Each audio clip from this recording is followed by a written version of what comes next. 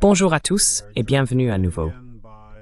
Nous sommes à nouveau rejoints aujourd'hui par le colonel Douglas McGregor, ancien conseiller du secrétaire à la Défense des États-Unis, vétéran de combat décoré, titulaire d'un doctorat et auteur de plusieurs ouvrages sur la stratégie de guerre. Donc oui, c'est toujours un plaisir de vous avoir parmi nous. Ravi de vous retrouver, Glenn. Avant d'aborder les récents développements diplomatiques entre les États-Unis et la Russie, je me demandais comment vous interprétez ce qui se passe en Ukraine en ce qui concerne la guerre, et plus précisément en ce qui concerne les lignes de front et la capacité militaire qui subsiste en Ukraine.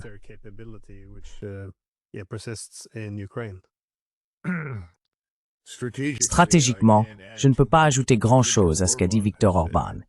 Il a été très direct et a affirmé que l'Ukraine a perdu la guerre. Et c'est vrai. La guerre ukrainienne contre la Russie, qui est en réalité une guerre par procuration menée par Washington contre la Russie, est perdue. Si l'on regarde les événements actuels, c'est déplorable. Les Russes progressent désormais dans plusieurs zones. Évidemment, il y a encore quelques batailles d'encerclement en cours où subsistent des poches de résistance modestes. Mais au final, ils avancent parce qu'il n'y a pas beaucoup de résistance ukrainienne, car la plupart des soldats ukrainiens sont morts. Et ceux qui se présentent, on le sait, à quelques exceptions près, sont souvent des vieillards et des garçons.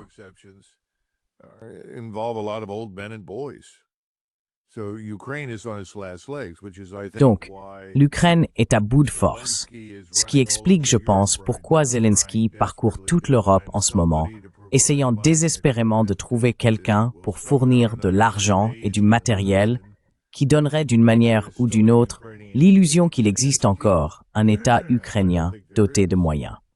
Je ne pense pas que ce soit le cas. Ce que je vois maintenant, c'est que les Russes vont avancer vers l'ouest. Je ne vois aucune raison pour laquelle ils s'arrêteraient à ce stade. Je pense qu'ils vont se diriger vers Zaporizhia, car il y a là les ponts sur le Dniepr, ce qui offre aux Russes, s'ils décident de le faire, la possibilité de traverser. Ils pourraient aussi descendre vers Odessa.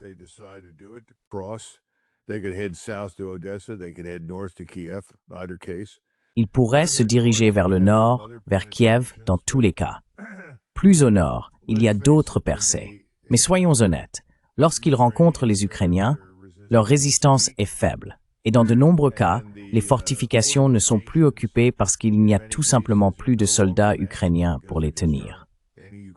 Donc je pense que d'un point de vue purement militaire, cette guerre est terminée. Il n'y a aucun doute là-dessus. Les Russes décident maintenant dans quelle mesure leurs objectifs sont atteints.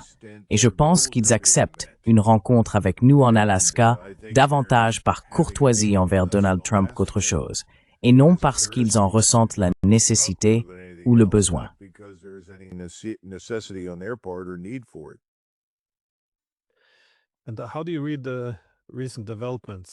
Et comment interprétez-vous les développements récents au nord de Pokrovsk? Parce que les Russes ont soudainement percé, je crois que c'était sur 12 ou 15 kilomètres, dans une zone qui était censée être défendue. Ils ont semblé avancer tout droit, et soudainement, encore une fois, il y a déjà eu des encerclements par le passé, mais maintenant, l'ensemble des villes de Pokrovsk et Mironograd sont en train d'être capturées dans un grand chaudron. C'est inhabituel. Je me demandais comment vous expliquez cela. S'agit-il d'un effondrement? Sommes-nous proches d'un effondrement? Et quelle est la signification de ces percées massives?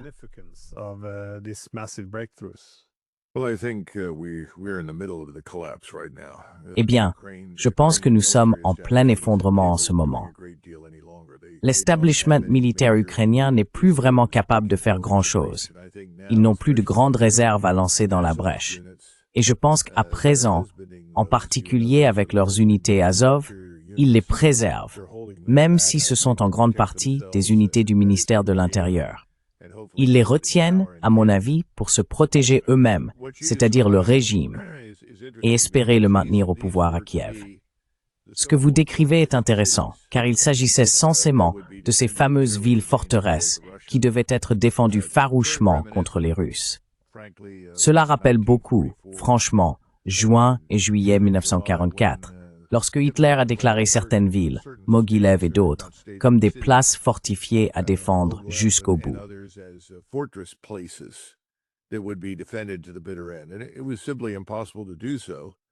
Et c'était tout simplement impossible à faire. Beaucoup de gens ont tout simplement désobéi à ces ordres parce qu'ils se sont rendus compte que défendre chaque centimètre de terrain pendant l'année et demie à 2 ans précédentes était une perte de temps. Je pense que ce même état d'esprit s'est installé chez les Ukrainiens. Et en ce moment, de nombreux soldats ukrainiens essayent simplement de s'écarter du chemin, car ils ne peuvent pas arrêter cela. Et on se demande, si l'on est un soldat ukrainien à ce stade, la guerre est manifestement perdue, nous n'avons plus rien à engager dans la bataille, alors pourquoi devrais-je sacrifier ma vie? Quelle différence cela fera-t-il sur l'issue? Je pense que c'est cet état d'esprit qui s'impose en Ukraine. Et même les chaînes les plus pro-ukrainiennes admettent la catastrophe si on les écoute attentivement.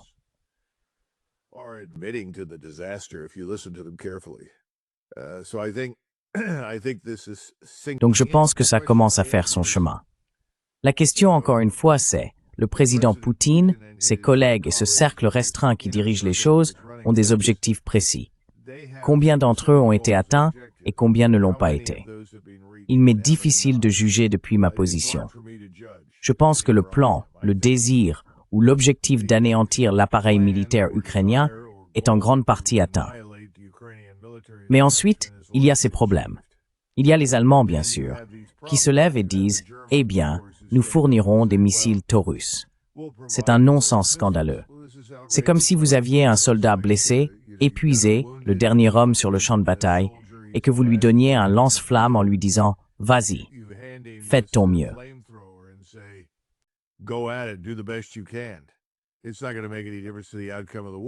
Cela ne changera rien à l'issue de la guerre, mais cela rend les gens à Kiev heureux, parce que cela crée l'illusion qu'il reste encore quelque chose. Et cela satisfait aussi les mondialistes et les néoconservateurs qui dirigent l'Europe, car ils pensent qu'ils nuisent encore à la Russie. Tout cela n'a aucun sens. Et je pense que le président Poutine a fait de gros efforts pour faire comprendre aux Allemands que s'ils fournissent ces missiles Taurus et qu'ils sont lancés depuis l'Ukraine contre Moscou, Saint-Pétersbourg ou ailleurs, alors ils considéreront l'Allemagne comme un co-belligérant et ils attaqueront l'Allemagne. Comment, quand, où et de quelle manière, c'est une autre question. J'espère que les Allemands écoutent, car je pense que les Russes sont tout à fait sérieux.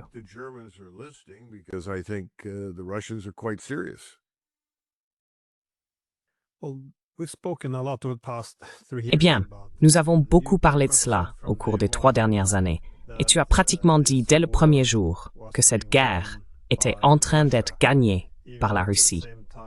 Même au moment où tous les gros titres des médias nous disaient que l'Ukraine était en train de gagner, qu'il gagnait. Tu sais, Poutine va mourir dans son bunker. On parlait de comment diviser la Russie, de ce qu'il faudrait faire après la défaite de la Russie. Tu sais, jusqu'à quel point devrions-nous humilier la Russie? Encore une fois, étant donné que tu fais partie de ceux qui ont vu cela venir dès le début, pourquoi penses-tu que l'Occident s'est trompé sur la Russie?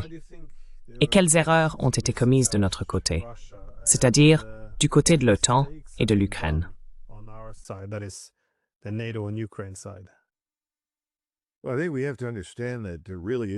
Eh bien, je pense qu'il faut comprendre qu'il n'y a vraiment aucune stratégie du côté occidental. Il y a une liste de souhaits.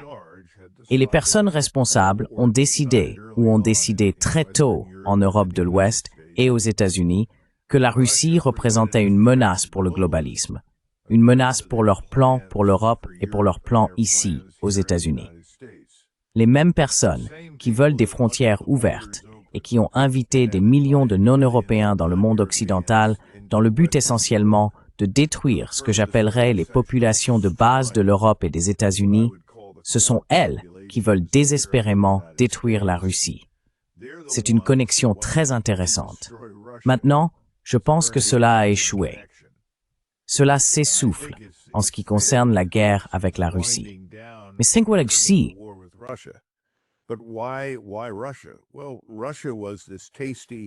Eh bien, la Russie était ce morceau alléchant que tout le monde voulait consommer dans les années 1990. Quand tout s'est effondré, tout le monde s'est précipité. Quand je dis tout le monde, de qui parle-t-on?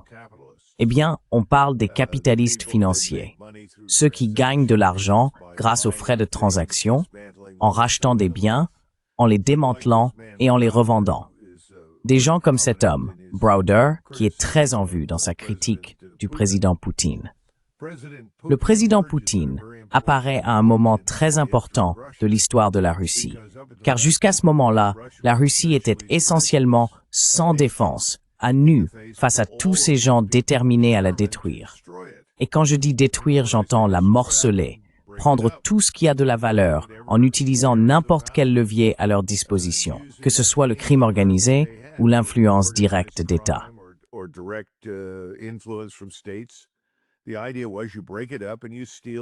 L'idée était de tout diviser et de voler les ressources de plus de 40 000 milliards de dollars. Et avec ce qui reste, on met en place un régime fantoche. On installe quelqu'un, tout comme nous avons installé le régime à Kiev en 2014 et avons ensuite placé d'autres dirigeants. C'était le plan pour la Russie. Faire à la Russie ce que nous avons fait à l'Ukraine. Et l'Ukraine n'était qu'un simple outil, rien de plus. Eh bien, tout cela a échoué maintenant. Cela n'arrivera pas.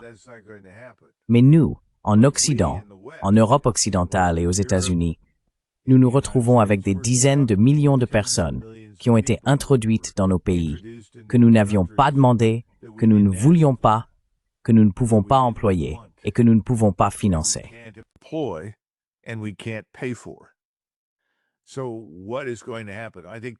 Alors que va-t-il se passer? Je pense que tout le mouvement va finir par s'éloigner de la Russie et tout va devenir interne.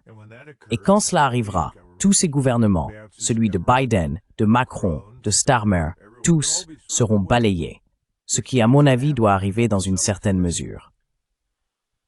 Le président Poutine a fait preuve de retenue et de patience parce qu'il attend ce développement. Je veux dire, il n'est ni naïf ni stupide. Il sait ce qui se passe en Occident. C'est l'un des rares à Moscou à vraiment comprendre et apprécier ce qui se passe en Occident. Il a donc probablement conseillé en privé à certains « Écoutez, restons en retrait ».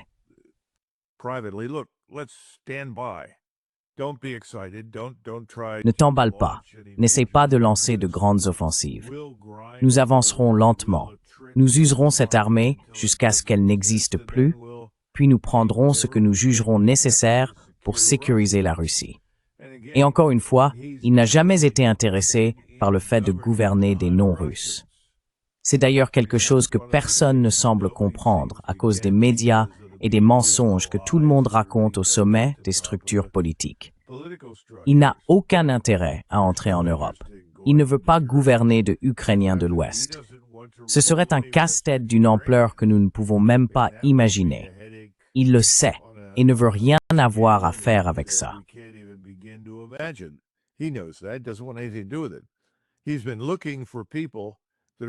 Il cherche des personnes prêtes à intervenir et à dire « Écoutez, cette guerre est terminée et vous gardez ce que vous avez gagné, qui est de toute façon russe. Maintenant, c'est à nous de gérer les Ukrainiens. » Il espérait que cela se produirait à Varsovie, à Berlin, à Bratislava, à Budapest. Cela n'est pas encore arrivé, mais je pense que nous nous en rapprochons. Mais si cela ne s'est pas produit, c'est à cause de nous. Et je pense que les gens commencent à se demander quelle est notre capacité à tenir sur la durée. Notre système financier est très fragile. Nous n'arrivons pas à vendre notre dette. Nous avons lamentablement échoué sur le marché obligataire. Maintenant, nous nous tournons vers les bons du Trésor et nous renouvelons les investissements toutes les 4 à 6 semaines parce que nous ne trouvons personne prêt à investir pour 10 ans ou même 2 ans.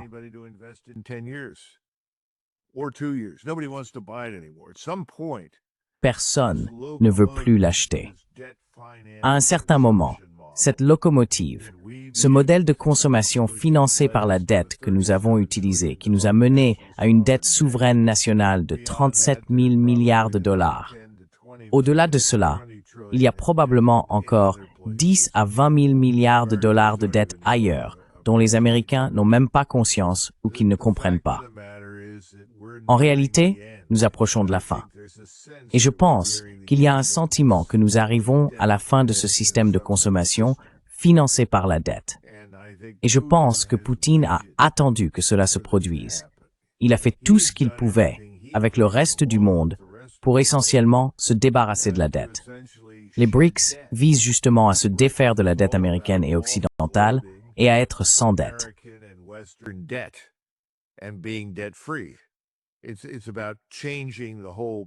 Il s'agit de changer tout le système monétaire pour quelque chose qui a une vraie valeur, une monnaie adossée à quelque chose de réel, comme l'or, peut-être aussi d'autres métaux précieux.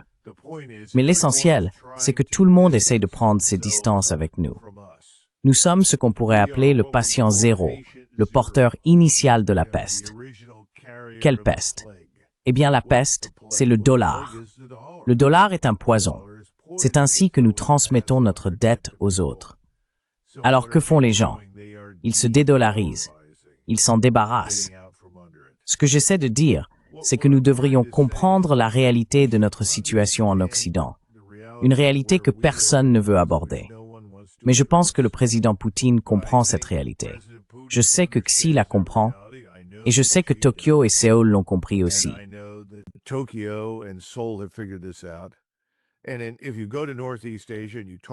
Et si vous allez en Asie du Nord-Est et que vous parlez aux gens là-bas, ils attendent simplement que nous partions, parce qu'ils savent que nous ne pouvons plus nous permettre de rester très longtemps.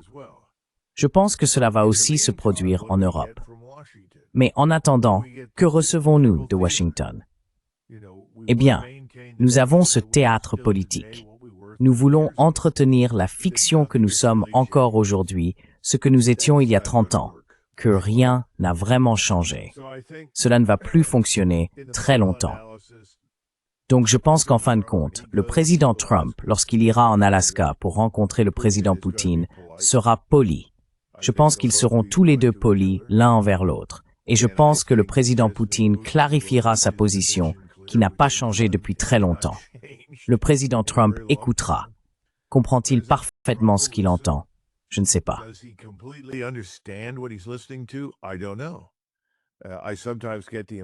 J'ai parfois l'impression que les personnes qui entourent le président Trump ont tout intérêt à le maintenir dans l'ignorance, afin qu'il se lève de temps en temps et dise « Oh, les Russes subissent des pertes terribles, et je sais que Poutine veut mettre fin à cette guerre. » Bien sûr qu'il veut mettre fin à la guerre, mais il ne subit pas de lourdes pertes. Vous savez, il perdait des dizaines d'hommes chaque jour, en d'autres termes, tués au combat, en janvier, février et mars. C'était comme 25, 30, 40, 50, 60 Russes par jour. Vous savez combien c'est maintenant? C'est un chiffre, c'est un chiffre. Les pertes du côté ukrainien, comme on peut s'y attendre à la fin d'une guerre quand tout s'effondre, sont horribles.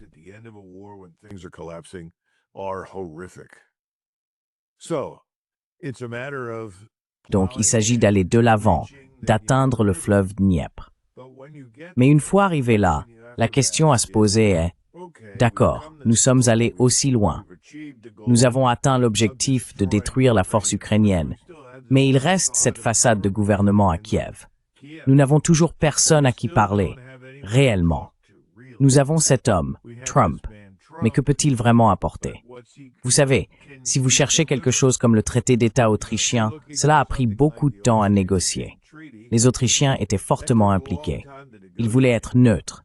Ils voulaient rester à l'abri du danger. Eisenhower, à l'époque, disait « Dieu merci, nous ne pouvons pas défendre tous ces pays contre les Soviétiques. »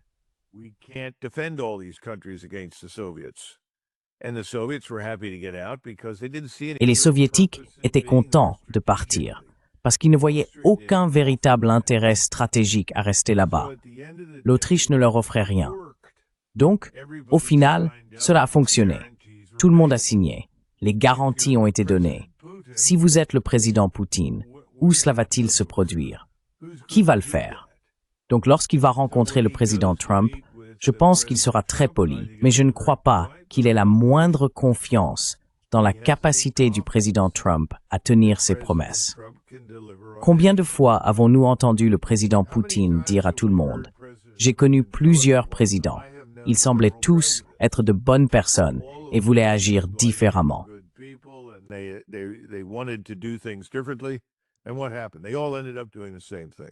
Et qu'est-ce qui s'est passé? Ils ont tous fini par faire la même chose. Et c'est ce qui s'est passé avec le président Trump. Il n'y a donc pas de véritable stratégie, à part continuer à faire ce que nous faisons depuis le début des années 90. C'est tout. On voit donc de nouvelles bases apparaître en Scandinavie. Pourquoi faire? Dans quel but? Contre qui? C'est insensé. Au lieu de 840 bases à l'étranger, je crois qu'on en a maintenant près de 900. Et encore une fois, la question est, pourquoi faire? Contre qui? Mais le système va continuer à fonctionner jusqu'à ce qu'il ne le puisse plus. Et nous approchons de l'entropie. Mais le monde ne s'en est pas encore rendu compte. Et donc la marque américaine reste très forte. Mais à un moment donné, l'entropie va s'installer, et cela arrivera plus tôt que tard.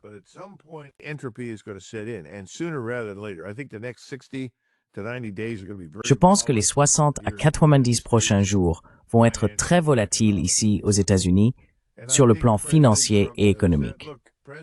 Et je pense que le président Trump en est conscient. Écoutez, le président Trump a envoyé des forces à Washington. Washington, en tant que capitale nationale, est une honte depuis des décennies. Il veut mettre fin à cela. Il veut nettoyer la ville. Il veut que ce soit un endroit sûr pour se promener. Chaque fois que je voyage à l'aéroport de Dulles, à l'arrivée ou au départ, je tombe inévitablement sur des amis d'Allemagne ou d'autres parties de l'Europe. Et ils me disent tous, « Mon Dieu, pourquoi ne faites-vous rien pour votre capitale ?» Et ils ont raison. Nous devons le faire. Les Britanniques ont un problème similaire. C'est aussi le cas des Berlinois et des Français à Paris.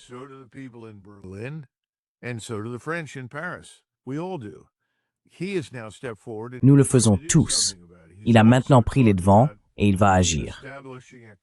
Il a également évoqué la création d'une force de réaction rapide pour faire face aux troubles internes aux États-Unis. En ce sens, je pense que le président Trump connaît la faiblesse qui se cache derrière la façade ici chez nous. Le manque de cohésion sociale, la dégradation de l'ordre public. Je pense qu'il sait, même s'il affirme « Oh, nous avons tout arrêté, plus rien n'entre illégalement ». En réalité, ce n'est pas vrai. Nous avons stoppé les masses, mais la traite des êtres humains, le trafic de drogue, cela continue à travers les points d'entrée légaux parce que les cartels ont corrompu tous les agents des douanes et ainsi de suite.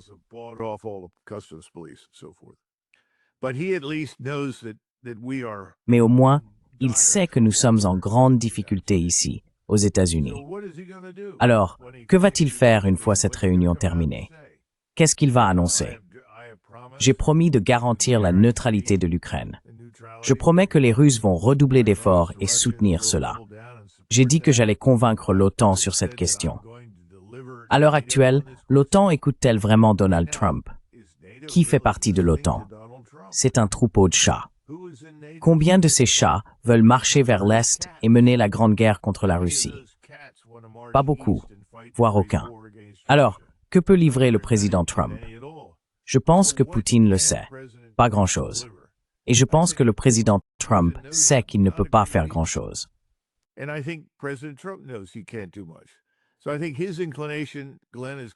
Donc, je pense que son inclination, Glenn, sera de se dire « Écoute, il faut que je trouve un moyen de m'en laver les mains. Ça ne fonctionne pas. Je ne peux pas faire grand-chose. Cette guerre est gagnée. » Maintenant, va-t-il le dire publiquement? Je ne sais pas. Mais dans sa tête, il se dit « Maintenant, je vais me concentrer sur le Moyen-Orient. » Mais la vérité, c'est que ce qui se passe dans le Caucase avec l'Azerbaïdjan, ce qui se passe avec le corridor qui traverse l'est de la Syrie jusqu'à la Turquie et l'Azerbaïdjan, ainsi que ce qui se passe dans le sud de la Syrie, la destruction, la subjugation de Gaza, de la Cisjordanie et tout le reste, tout cela fait partie du même ensemble.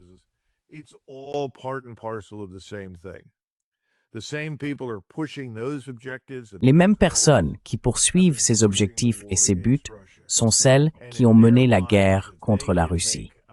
Dans leur esprit, si elles parviennent à faire de l'Azerbaïdjan une plateforme d'attaque contre l'Iran, ce qu'elles souhaitent, cela présente aussi l'avantage supplémentaire de nuire à la Russie. Donc, ce sont les mêmes forces sous-jacentes, ce que nous aimons appeler l'état profond, qui n'est en réalité pas si profond que ça, qui sont à l'œuvre. Tout tourne autour des oligarques milliardaires qui poursuivent ses desseins. Je pense qu'il va essayer de faire quelque chose au Moyen-Orient, mais je ne pense pas qu'il aura beaucoup d'impact. Encore une fois, je pense qu'il est prisonnier des gens qui l'entourent et de l'élan de l'État dans une direction particulière qu'il ne semble pas pouvoir modifier.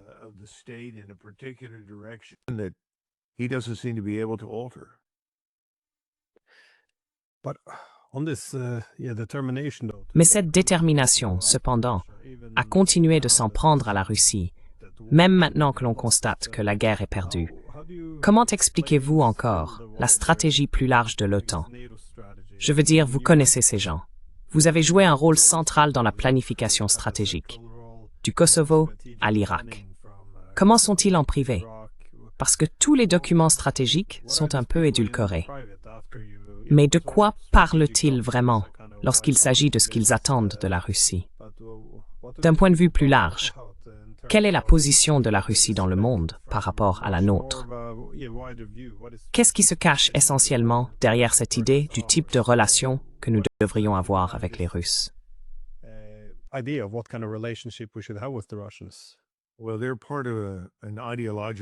Eh bien, ils font partie d'une vague idéologique qui considère que tout ce qui n'est pas sous leur contrôle, et je parle ici du contrôle au sens des mondialistes, les États qui ont une forte identité nationale, les États qui ont décidé, comme la Hongrie l'a fait, et je pense aussi aux Polonais et à d'autres, non, nous allons rester Polonais, nous allons rester Hongrois, nous allons rester ce que nous sommes.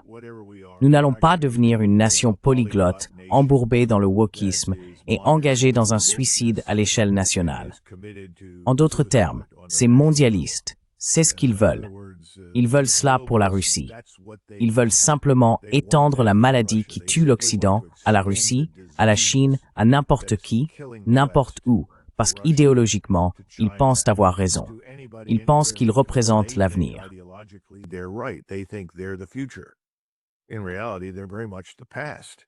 En réalité, ils appartiennent vraiment au passé. La leçon de l'histoire est, je suis désolé, mais les nations sont très fortes. Les gens qui y vivent sont réels. Ces patrimoines génétiques ne sont pas sans importance. Ils signifient quelque chose. La culture qu'ils ont créée, la civilisation qu'ils ont créée et maintenue, toutes ces choses sont réelles.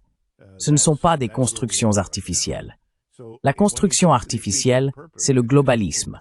C'est là où nous en sommes aujourd'hui. Donc quand vous parlez à ces gens en privé, c'est comme entrer dans un monde de fantaisie. Vous savez, nous allons créer cette utopie où tout le monde vivra ensemble, s'aimera et travaillera ensemble. Et c'est ainsi que cela doit être. J'ai eu ce débat il y a de nombreuses années.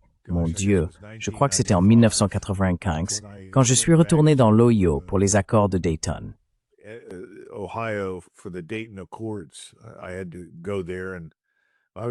J'ai dû m'y rendre et j'étais chargé de dessiner une carte, ce qui s'est avéré inutile, car chaque fois que nous tracions une frontière, l'un des participants, Izabegovic ou quelqu'un d'autre, entrait et disait « Oh non, non, non, il nous faut ce village. Ce village doit être ici, ou quelque chose dans ce genre. » C'était donc pas une entreprise très fructueuse. Mais ce que j'ai entendu à maintes reprises, c'était « Ces gens doivent apprendre à vivre ensemble. C'est la nouvelle Europe. C'est l'avenir. Tout est intégré. » Et alors j'ai dit « Vous savez, les Serbes, les Croates, ils ne veulent pas ça. Ils veulent vivre dans leur propre pays. Mais ils sont tous pareils. Ils parlent tous la même langue. Il n'y a aucune différence entre eux. »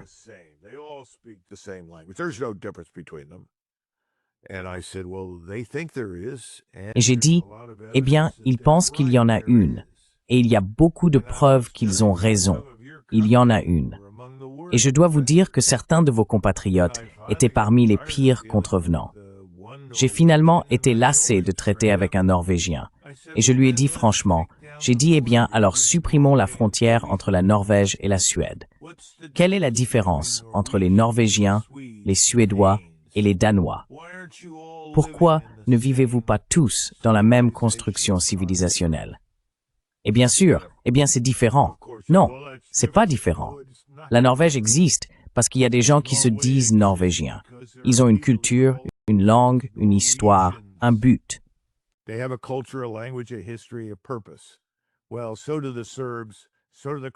Eh bien, il en va de même pour les Serbes, les Croates et les Bosniaques.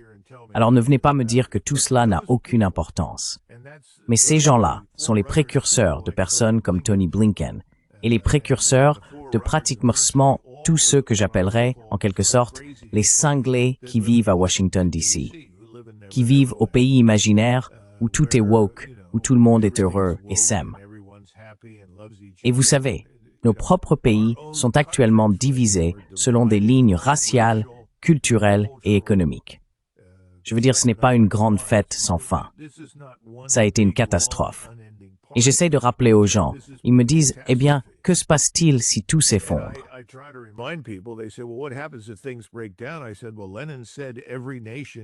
J'ai dit, eh bien, Lénine disait que chaque nation, chaque État, chaque gouvernement est à 3 repas d'une révolution. Il avait raison.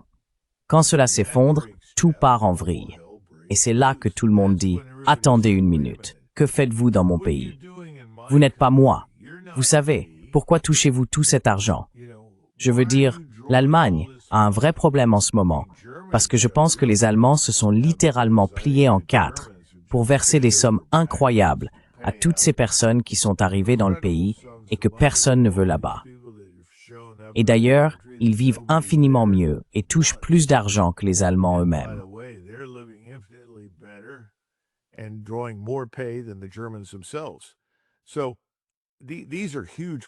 Ce sont donc d'énormes problèmes qui arrivent. Et pour revenir à Poutine, je pense que Poutine l'a compris.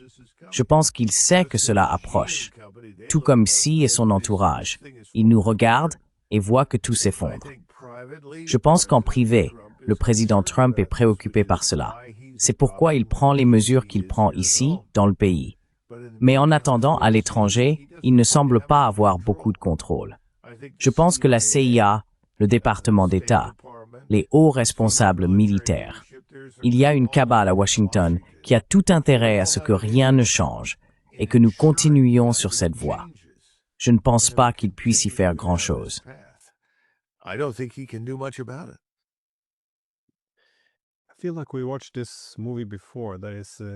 J'ai l'impression que nous avons déjà vu ce film. Au 19e siècle, c'était la même chose. La mondialisation s'est imposée avec les chemins de fer, de nouvelles industries, des gens qui traversaient les frontières. Tout le monde s'est mis à parler le même langage des États post-nationaux. Puis, avec le temps, cela a commencé à s'épuiser en réduisant la cohésion interne. Une fois que la mondialisation et l'économie ont commencé à ralentir, surtout après 1873, soudainement, tout a commencé à se désagréger un peu, et les gens se sont rendus compte que l'énergie était épuisée et que les conséquences, qui n'avaient pas été traitées, s'accumulaient. Donc oui, cela semble terriblement familier.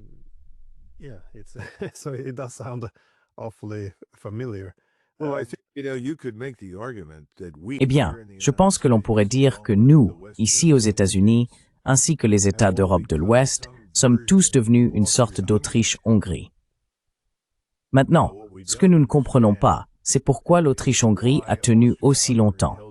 Rappelez-vous, c'était l'Empire autrichien qui est finalement devenu l'Autriche-Hongrie après 1866. Mais qu'est-ce qui le maintenait uni? On appelait cela la couronne des Habsbourg.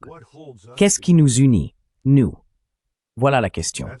Et c'est une question à laquelle très peu de gens aux États-Unis peuvent répondre facilement. Et je pense que c'est un problème sérieux. C'est ce que cette chose, cette maladie appelée le globalisme, nous a fait. Elle ne nous a pas seulement embrouillés sur la question du genre. Vous savez combien de genres existent-ils?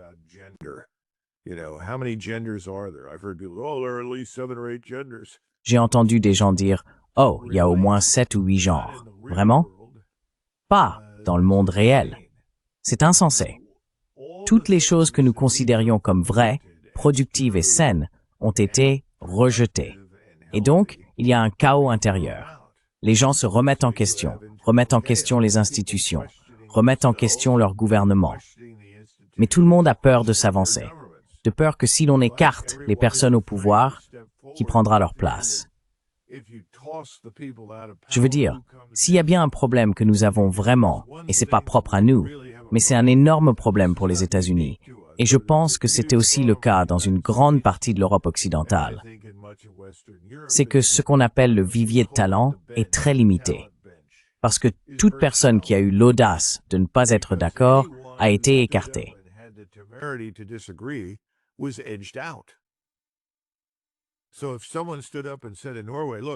Donc si quelqu'un se levait en Norvège et disait « Écoutez, les Norvégiens pour la Norvège d'abord », comment cela serait-il perçu? Oh, ce serait mal vu.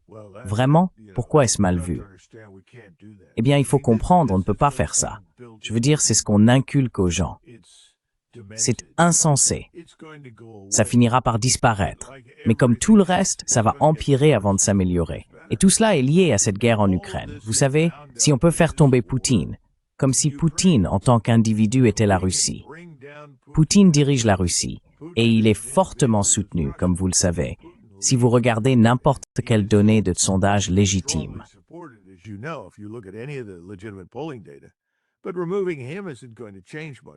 Mais le fait de l'écarter ne changera pas grand-chose. La Russie restera la Russie. Et ce n'est pas une mauvaise chose, c'est une bonne chose. Nous devons arrêter de considérer tout État qui possède une véritable identité nationale, une culture et une langue comme mauvais. Mais c'est ce que nous faisons. Ici aux États-Unis, nous insistions autrefois sur l'américanisation, l'assimilation. Cela n'existe plus. Nous permettons désormais à des personnes venues de divers horizons de venir s'installer et de créer des pays indépendants sur notre propre sol. Ils veulent leur propre loi. Ils veulent prendre le contrôle de vies entières. Je veux dire, c'est insensé. C'est la voie vers la désintégration. Donc à un moment donné, le balancier repart dans l'autre sens. Et je pense qu'il est en train de le faire. Il est allé beaucoup trop loin à gauche.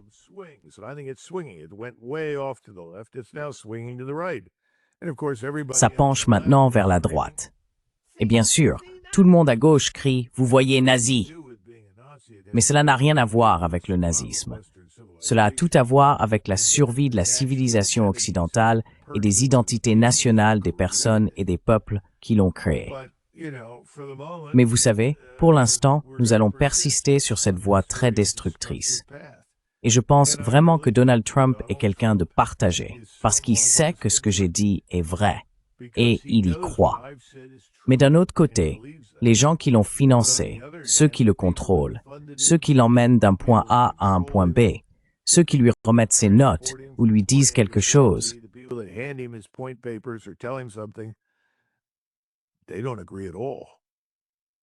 ils ne sont absolument pas d'accord.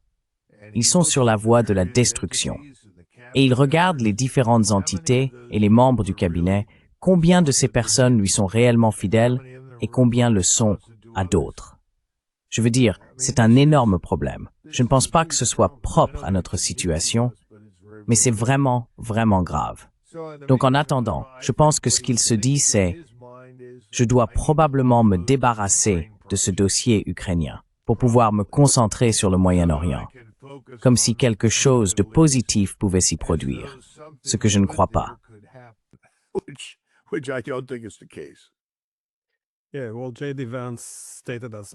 Oui, eh bien, J.D. Vance l'a clairement dit. Il a déclaré que si les Européens veulent continuer à se battre contre la Russie, ils peuvent acheter nos armes. Mais pour nous, c'est fini. Ce qui m'amène à ma dernière question rapide. Selon vous, que va-t-il se passer en Alaska? Vous ne semblez pas vraiment croire qu'un accord va être conclu. Encore une fois, il ne semble pas qu'il y ait d'accord. D'habitude, les chefs d'État interviennent à la fin des négociations. Mais lorsque Trump a dit que le but de la rencontre était de comprendre ce que veut la Russie, on dirait qu'on en est à la première étape. Mais qu'est-ce que Poutine va dire à Trump en Alaska? Parce que Trump a beaucoup parlé d'échanges territoriaux et que Zelensky devrait signer quelque chose. Je n'ai rien entendu sur le rétablissement de la neutralité de l'Ukraine ou la fin de l'expansion de l'OTAN. Mais qu'est-ce que Poutine va dire à Trump?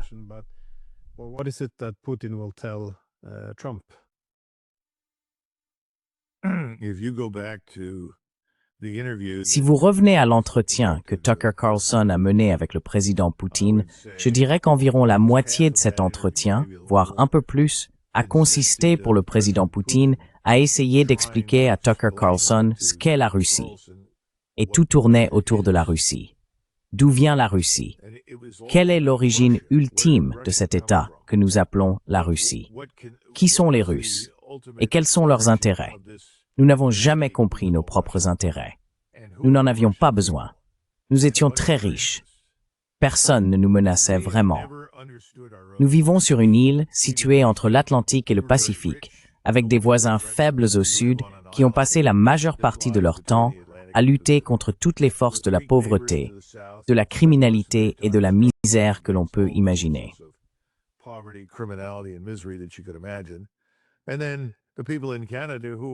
Et puis, il y a les gens au Canada, qui nous ressemblent beaucoup et n'avaient aucune raison réelle de nous attaquer, tout comme nous n'avions aucune raison réelle de les attaquer. Nous avons donc vécu dans cette position insulaire, très similaire à celle de la Grande-Bretagne, séparée de l'Europe continentale. Il est donc très difficile pour les Américains, sans aucun bagage, éducation ou expérience à l'étranger sur une certaine durée, de comprendre les autres. Je suis donc certain qu'une partie du temps sera consacrée par le président Poutine à expliquer un peu la Russie au président Trump. Mais je ne sais pas dans quelle mesure. L'autre point, c'est qu'il pourrait y avoir une opportunité de discuter à l'avenir de l'ouverture de négociations sur les armes nucléaires. Et je pense que le président Trump serait très réceptif à cela. Il aimerait cela. Il est mal à l'aise avec la dimension nucléaire.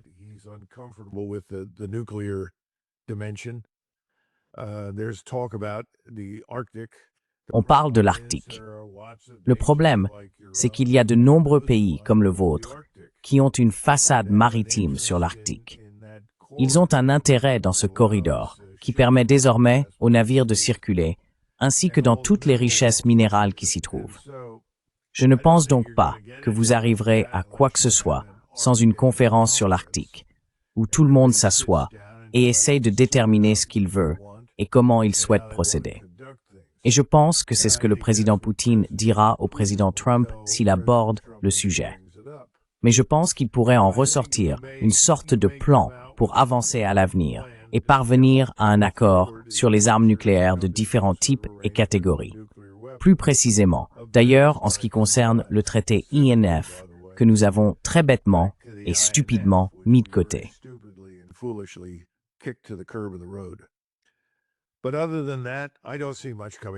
Mais à part cela, je ne vois pas grand-chose en sortir.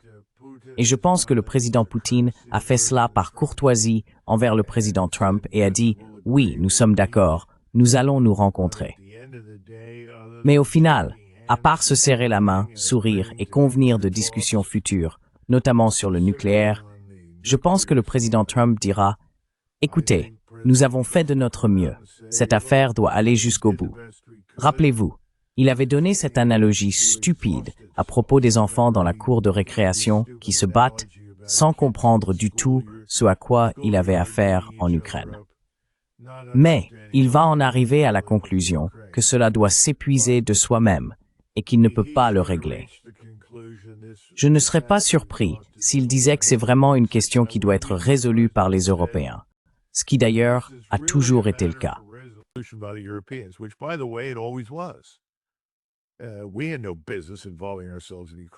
Nous n'avions absolument rien à faire en Ukraine, quelles que soient les circonstances.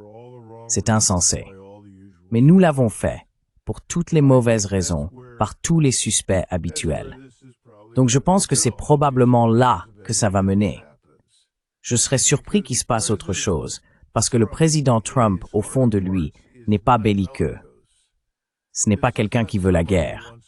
Mais comme je l'ai déjà dit, l'homme qui s'opposait le plus à la guerre en 1914 était le Kaiser en Allemagne.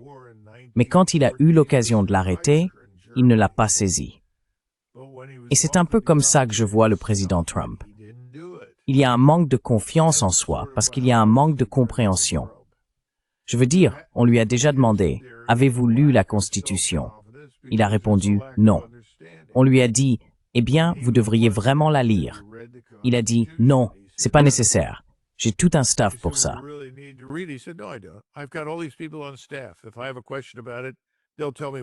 Si j'ai une question à ce sujet, ils me diront ce que j'ai besoin de savoir.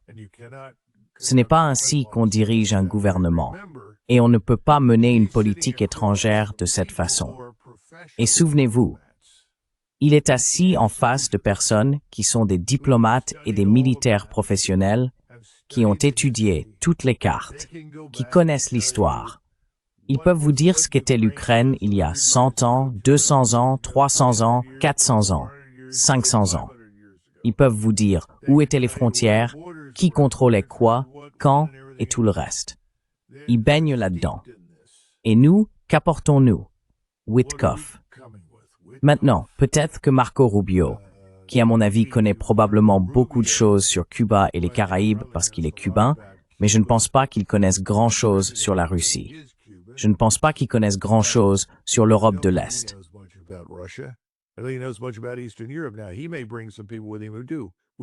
Maintenant, il se peut qu'il amène avec lui des personnes qui le sont. On peut l'espérer. Mais mon impression, tout comme sous Biden et les administrations précédentes, c'est que nous avons des gens que les Britanniques appelaient autrefois des amateurs doués. Avez-vous déjà entendu cette expression? Oui, eh bien, dans l'armée britannique, il y avait toujours une énorme résistance à la professionnalisation de quoi que ce soit. Nous ne voulons pas être comme ces Prussiens et lire ces livres. Ce n'est pas notre façon de faire. Nous voulons être des sportifs, athlétiques et dehors. Je suis sérieux. Et cela explique beaucoup d'échecs militaires des Britanniques, au moins au cours des 2 ou 3 derniers siècles. Ils parlaient souvent d'avoir des amateurs doués, quelqu'un qui arrive sans forcément tout connaître, mais qui est un organisateur, énergique et enthousiaste, qui rassemble les choses et fait avancer les choses. L'amateur doué.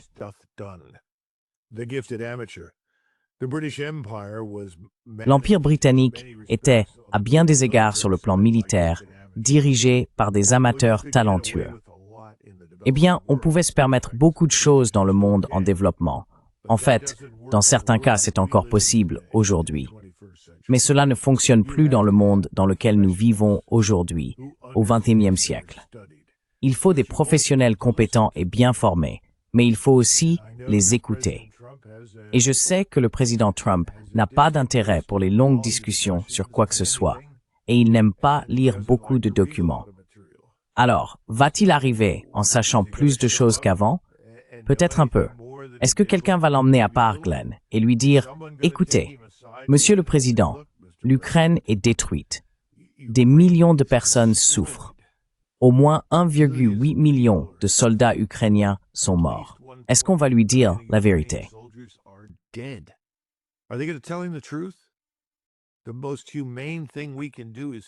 La chose la plus humaine que nous puissions faire est d'essayer de mettre fin à cette guerre le plus rapidement possible. Et alors, vous demanderiez, si vous étiez président, comme l'est le président Trump, eh bien, que devrais-je faire? Quelles sont les mesures que je devrais adopter? Comment devrais-je aborder le président de la Russie? J'ai de très sérieux doutes que ce genre de conversation ait même lieu. Mais comme vous le soulignez, ce qui se passe en arrière-plan, c'est que J.D. Vance dit, eh bien, laissons les Européens régler ça. D'accord, pourquoi? Parce que nous avons tout fait. Nous sommes formidables. Nous avons raison. Nous avons toujours tout bien fait. Ce sont ces fichus Européens. Et je me souviens avoir entendu cela d'ailleurs en 1995, quand l'ambassadeur Holbrooke courait partout à Dayton. Tous ces Européens, on va probablement les renvoyer. Parfait.